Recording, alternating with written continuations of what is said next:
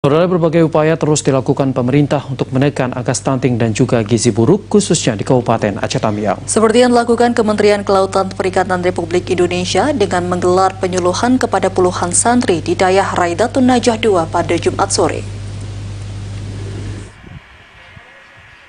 Berbagai upaya terus dilakukan pemerintah untuk menekan angka stunting dan gizi buruk khususnya di Kabupaten Aceh Tamiang, seperti yang dilakukan Kementerian Kelautan Perikanan Republik Indonesia bersama anggota Komisi 4 DPR RI T.A. Khalid dengan memberikan sosialisasi kepada puluhan santri di Dayah Raidatun Najah II.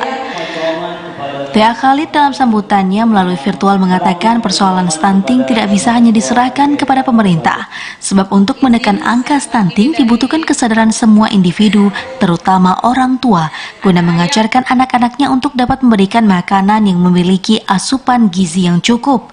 Karenanya T.A. Khalid mengajak masyarakat untuk gemar makan ikan, terutama produk olahan berbahan ikan yang penuh gizi kompleks dengan protein dan bergizi.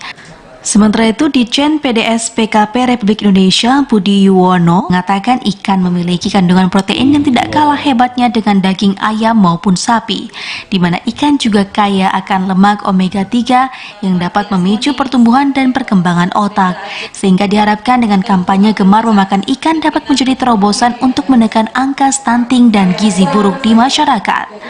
Tentu dengan harapan yang pertama, kita meningkatkan kualitas sumber daya manusia melalui asupan gizi yang ada di ikan.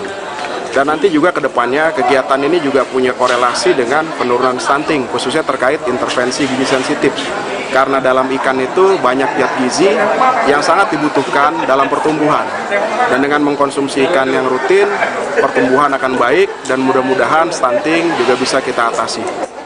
Selain memberikan sosialisasi, T.A. Khalid bersama Kementerian Kelautan Perikanan didampingi perwakilan Dinas Perikanan Aceh serta Dinas Perikanan Kelautan Aceh Tamiang juga menyalurkan bantuan 1.000 paket makanan olahan berbahan ikan kepada santri dan masyarakat di Kabupaten Aceh Tamiang. Dari Aceh Tamiang, Abdul Rozak, TVRI Aceh melaporkan.